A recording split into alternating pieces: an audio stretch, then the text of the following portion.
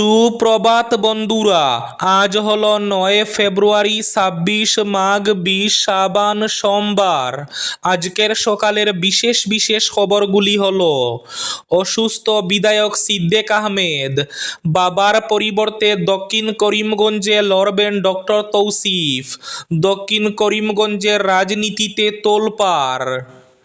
কোনো নথির xerox copy গ্রহণযোগ্য নয়, নির্দেশ সুপ্রিম কোর্টের। পঞ্চায়েত পুরসভায় রাজনৈতিক অনগ্রসর কারা, খতিয়ে দেখবে সুপ্রিম কোর্ট। পাতারকান্দিতে প্রথম দিন 420 পরিবারকে উচ্ছেদ। পাতারকান্দির বনাঞ্চলে উচ্ছেদ অভিযানে হাতি, বুলডোজার। গৌরব গগৈয়ের বিরুদ্ধে কাছাড় জেলা বিজেপির বিশাল প্রতিবাদ মিছিল। সুপার ফ্লপ শো, 6 মাস কেন ঘুমিয়েছিলেন মুখ্যমন্ত্রী? সাংসদের গতিবিধি কেন্দ্র জানে। 12,000 বিঘা জমি দখলের তথ্য লুকানোর চেষ্টা, পাল্টা বললেন গৌরব গগৈ। 14 ফেব্রুয়ারি থেকে শুরু হচ্ছে বরাক উপত্যকার ঐতিহ্যবাহী ভুবন মেলা, খতিয়ে দেখলেন জেলা প্রশাসনের আধিকারিকরা। রেকর্ড ছুঁয়েই 10, আবার 1 লক্ষের বেশি কমল রূপো, সোনার দামেও টানা পতন অব্যাহত। আজ হাইলাকান্দির 17টি চা বাগানে শ্রমিকদের জমি বন্দোবস্তের ফর্ম বিতরণ, লাইভ স্ট্রিমিংয়ে দেখানো হবে মুখ্যমন্ত্রী হিমন্ত বিশ্ব শর্মার ভাষণ, উপকৃত হবে 13,000-এর বেশি পরিবার। স্নাতক গ্র্যাজুয়েশন স্তর পর্যন্ত সম্পূর্ণ বিনামূল্যে শিক্ষা, ভারতের প্রথম রাজ্য হিসাবে ইতিহাস গড়ল কেরালা। 20,000 টাকা দিয়েও সরকারি ঘর মিলল না, মিলল প্রতারণা। বাঁশবাড়ী জিপি প্রতিনিধির বিরুদ্ধে গুরুতর অভিযোগ, থানায় মামলা দায়ের। বিস্তারিত থাকবে প্রতিবেদনে। রবিবার রাতে শ্রীভূমি তথা করিমগঞ্জ শহর এবং শহরতলিতে 2টি ভয়ঙ্কর অগ্নিকাণ্ড, এবং থাকবে আজকের বরাক উপত্যকার 3 জেলার আবহাওয়ার খবর। তাহলে বিস্তারিত খবরে যাওয়ার আগে অবশ্যই ভিডিওটিতে একটি লাইক করে চ্যানেলটি সাবস্ক্রাইব করে পাশের বেল আইকনটি বাজিয়ে রাখবেন, এবং ফেসবুক পেজটি ফলো করে ভিডিওটি অবশ্যই শেয়ার করবেন, যাতে সঠিক তথ্যগুলো সবার কাছে পৌঁছাতে পারে। এবার শুনুন আজকের খবরগুলির বিস্তারিত। অসুস্থ বিধায়ক সিদ্দিক আহমেদ, বাবার পরিবর্তে দক্ষিণ করিমগঞ্জে লড়বেন তার ছেলে ডক্টর তৌসিফ, বললেন বিধায়ক সিদ্দিক আহমেদ। দক্ষিণ করিমগঞ্জের রাজনীতিতে তোলপাড়। শারীরিক অসুস্থতার জন্য রাজনীতি থেকে অবসর নিলেও পুত্রকে বিধানসভা নির্বাচনে প্রতিদ্বন্দ্বিতা করিয়ে দক্ষিণ করিমগঞ্জের উন্নয়নের ঘাটতি পূরণের বিষয়টি কর্মী সভায় ঘোষণা করলেন বিধায়ক সিদ্দিক আহমেদ। পুত্র ডক্টর তৌসিফ রসুলকে আসন্ন বিধানসভা নির্বাচনে অগপর সম্ভাব্য প্রার্থী করার বিষয়টি প্রায় চূড়ান্ত। চলতি বিধানসভা অধিবেশনের পর আনুষ্ঠানিকভাবে অগপতে যোগ দেওয়ার কথাও এদিনের সভায় ঘোষণা করলেন বিধায়ক সিদ্দিক আহমেদ। বিধায়কের পুত্র নির্বাচনে প্রতিদ্বন্দ্বিতা করার বিষয়টি নিয়ে দক্ষিণ করিমগঞ্জের রাজনৈতিক পরিমণ্ডল সরগরম হয়ে উঠেছে। গ্র্যাজুয়েশন স্নাতক স্তর পর্যন্ত সম্পূর্ণ বিনামূল্যে শিক্ষা, ভারতের প্রথম রাজ্য হিসাবে ইতিহাস গড়ল কেরালা। দেশে শিক্ষানীতির ভবিষ্যৎ কোন পথে এগোনো উচিত তার স্পষ্ট দিশা দেখিয়ে দিল বাম শাসিত কেরালা, যেখানে কেন্দ্রীয় বাজেট পেশের পর শিক্ষা নিয়ে প্রশ্নের মুখে পড়ে কার্যত অস্বস্তিতে পড়তে দেখা গিয়েছে অর্থমন্ত্রী নির্মলা সীতারামনকে। ঠিক সেই সময়ে কেরালার শিক্ষা বাজেট দেশ জুড়ে নতুন করে আলোচনার কেন্দ্রে উঠে এসেছে। স্নাতক স্তর পর্যন্ত সম্পূর্ণ বিনামূল্যে শিক্ষার ঘোষণা করে এক ঐতিহাসিক নজির স্থাপন করেছে কেরালা, যা ইতিমধ্যে শিক্ষাবিদ ও নীতি বিশ্লেষকদের প্রশংসা কুড়িয়েছে। আজ হাইলাকান্দির 17টি চা বাগানে শ্রমিকদের জমি বন্দোবস্তের ফর্ম বিতরণ। লাইভ স্ট্রিমিংয়ে দেখানো হবে মুখ্যমন্ত্রীর ভাষণ। উপকৃত হবে 13,000-এর বেশি পরিবার। হাইলাকান্দি জেলার 17টি চা বাগানের শ্রমিকদের লেবার লাইনের জমি বন্দোবস্ত প্রদানের উদ্দেশ্যে সোমবার জেলা প্রশাসনের উদ্যোগে সংশ্লিষ্ট বাগানসমূহে অফলাইন আবেদনপত্র ফর্ম বিতরণ করা হবে। জেলা প্রশাসনের পক্ষ থেকে বাগান শ্রমিকদের নির্ধারিত স্থানে উপস্থিত থেকে ফর্ম সংগ্রহ করার আহ্বান জানানো হয়েছে। জেলা প্রশাসন সূত্রে জানা গেছে, আজ সোমবার দুপুর 1টা থেকে ফর্ম বিতরণ অনুষ্ঠান শুরু হবে। কোনো নথির জেরক্স কপি গ্রহণযোগ্য নয়, নির্দেশ সুপ্রিম কোর্টের। সুপ্রিম কোর্ট সম্প্রতি একটি গুরুত্বপূর্ণ রায়ে স্পষ্ট করে দিয়েছে, কোনো নথির জেরক্স বা ফটোকপি প্রমাণ হিসাবে গ্রহণযোগ্য নয়। এটিকে সেকেন্ডারি এভিডেন্স বা গৌণ প্রমাণ বলে গণ্য করা হয় এবং এর গ্রহণযোগ্যতা শুধুমাত্র ইন্ডিয়ান এভিডেন্স অ্যাক্টের সেকশন 65-এর কঠোর শর্ত পূরণ হলেই সম্ভব। এই রায়ে আদালত একটি সম্পত্তি বিক্রির ঘটনায় ফটোকপি পাওয়ার অব অ্যাটর্নির ভিত্তিতে হওয়া বিক্রি বাতিল করে দিয়েছে, যা আইনি মহলে ব্যাপক আলোড়ন তুলেছে। আদালত বলছে, অরিজিনাল নথি না থাকলে বা তার অনুপস্থিতির কারণ না দেখালে এমন ফটোকপি কোনো প্রমাণের মূল্য বহন করে না। পঞ্চায়েত পুরসভায় রাজনৈতিক অনগ্রসর কারা, খতিয়ে দেখবে সুপ্রিম কোর্ট।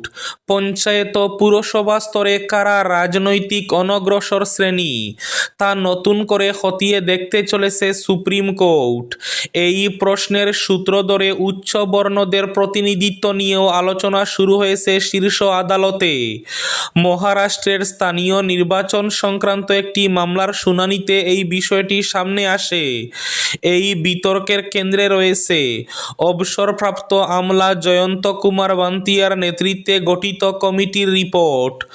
2021 সালে মহারাষ্ট্রের স্থানীয় নির্বাচনের সংরক্ষণ সংক্রান্ত মামলার শুনানির সময় সুপ্রিম কোর্ট ওই কমিটি গঠন করেছিল। 2022 সালের জুলাইয়ে জমা দেওয়া রিপোর্টে পঞ্চায়েত পুরসভায় ওবিসিদের জন্য 27% সংরক্ষণের সুপারিশ করা হয়। তবে শর্ত ছিল মোট সংরক্ষণ 50%-এর সীমা অতিক্রম করবে না। সেই সুপারিশ মেনেই আদালত নির্বাচন করার অনুমতি দেয়। এবার ওই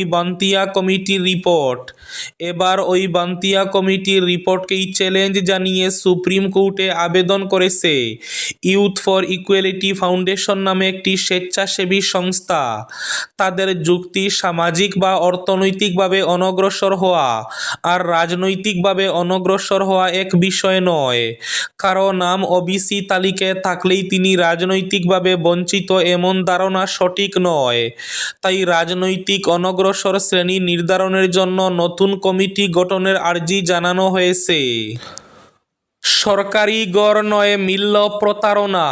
বাঁশবাড়ী জিপি প্রতিনিধির বিরুদ্ধে গুরুতর অভিযোগ। প্রধানমন্ত্রী আবাস যোজনায় দুর্নীতির ছায়া, তহিরুল হকের বিরুদ্ধে এফআইআর দায়ের। ঘর দেওয়ার প্রলোভন, টাকার লেনদেন, আলগাপুর থানায় অভিযোগ দাখিল ফরিজুদ্দিনের। 2 বছরেও ঘর মেলেনি, 20,000 টাকার অভিযোগে এফআইআর। প্রধানমন্ত্রী আবাস যোজনাকে ঘিরে চাঞ্চল্য। প্রধানমন্ত্রী আবাস যোজনার ঘর দেওয়ার নামে ঘুষ নেওয়ার অভিযোগ বাঁশবাড়ী জিপির সভানেত্রীর প্রতিনিধির বিরুদ্ধে থানায় এফআইআর। প্রধানমন্ত্রী আবাস যোজনার ঘর পাইয়ে দেওয়ার নামে টাকা নেওয়ার অভিযোগে বাঁশবাড়ী জিপির সভানেত্রীর প্রতিনিধি তহিরুল হক বরভূঁইয়ার বিরুদ্ধে থানায় এফআইআর দাখিল করেছেন চণ্ডীপুর 2য় খণ্ডের বাসিন্দা ফরিজুদ্দিন মজুমদার। ভুক্তভোগী ফরিজুদ্দিন মজুমদারের অভিযোগ, গত 2 বছর ধরে প্রধানমন্ত্রী আবাস যোজনার ঘর পাইয়ে দেওয়ার প্রতিশ্রুতি দিয়ে তার কাছ থেকে 20,000 টাকা দাবি করেন তহিরুল হক। পরে অনেক কষ্ট করে তিনি এই টাকা পরিশোধ করেন, কিন্তু দীর্ঘ সময় পার হয়ে গেলেও এখন পর্যন্ত তিনি কোনো গড় পাননি। এ ঘটনায় ক্ষুব্ধ হয়ে ফরিজউদ্দিন মজুমদার আলগাপুর থানায় একটি এফআইআর দাখিল করেন এবং ঘটনার সুষ্ঠু তদন্ত এবং ন্যায়বিচার দাবি করেন। এদিকে বিষয়টি নিয়ে এলাকায় ব্যাপক চাঞ্চল্যের সৃষ্টি হয়েছে। সুপার ফ্লপ শো, 6 মাস কেন ঘুমিয়েছিলেন মুখ্যমন্ত্রী? সাংসদের গতিবিধি কেন্দ্র জানে। 12,000 বিঘা জমি দখলের তথ্য লুকানোর চেষ্টা, পাল্টা বললেন গৌরব গগৈ।